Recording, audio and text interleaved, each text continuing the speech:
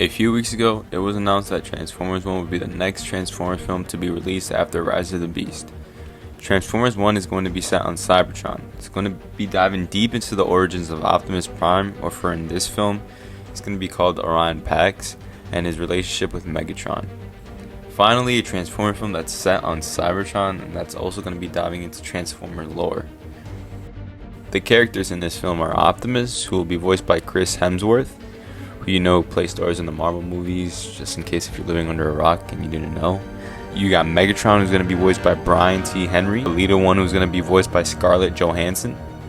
Bumblebee's returning, but being voiced by Keegan-Michael Key.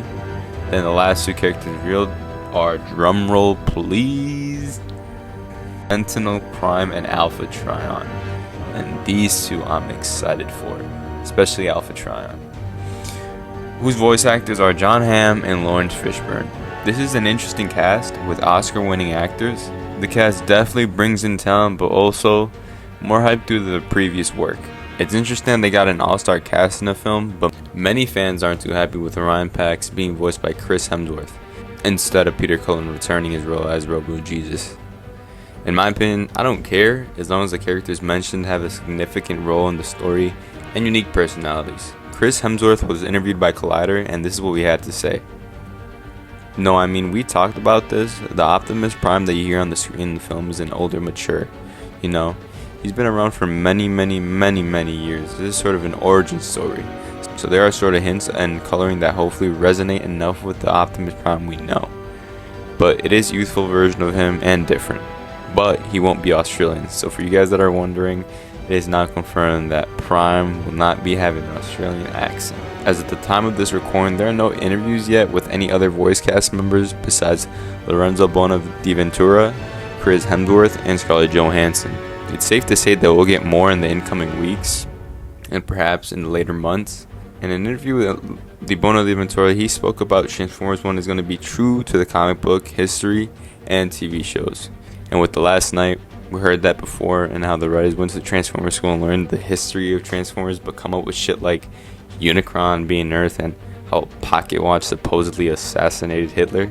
I noticed a couple things that they implemented from a specific Transformers series fans know and love, Transformers Prime. But before I dive into this theory, I must warn you guys, there's going to be spoilers up ahead. If you want to skip to this time on the screen, please do it now. Alright, let's start off with the physical aspects of the characters. Even though this is minor, it's something worth mentioning. Wheeljack and RC's hand blasters are similar to the ones in Prime. If we do a comparison, you can see that Wheeljack's blaster is exactly the same, just a different look on the character Wheeljack. That's pretty much it.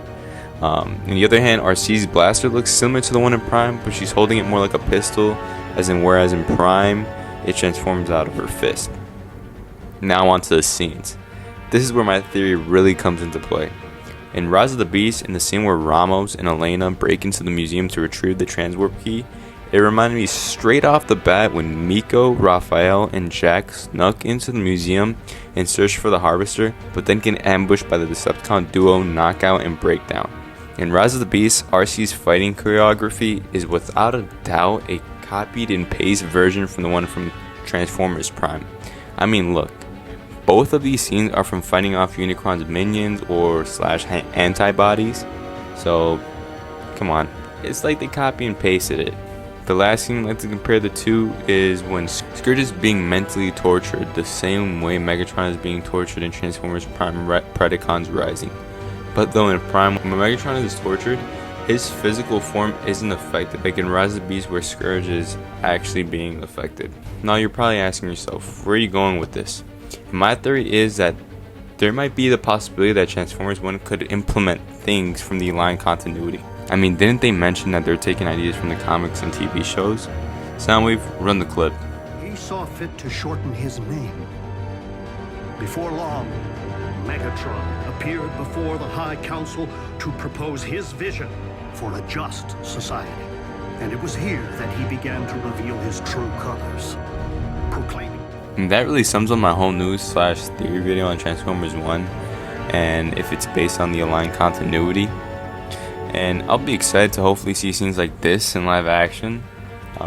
Whether you agree with me or not, please leave your thoughts in the comments below on how I did with this theory. It's something that I noticed right off the rip when I was watching the movie, and I couldn't help but make a YouTube video about it. If you guys don't mind, please like and subscribe. Let me know what you guys thought in the comments below. To my fellow Cybertronians, thank you guys for watching.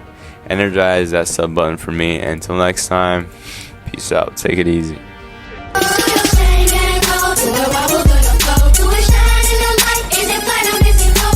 Let's go.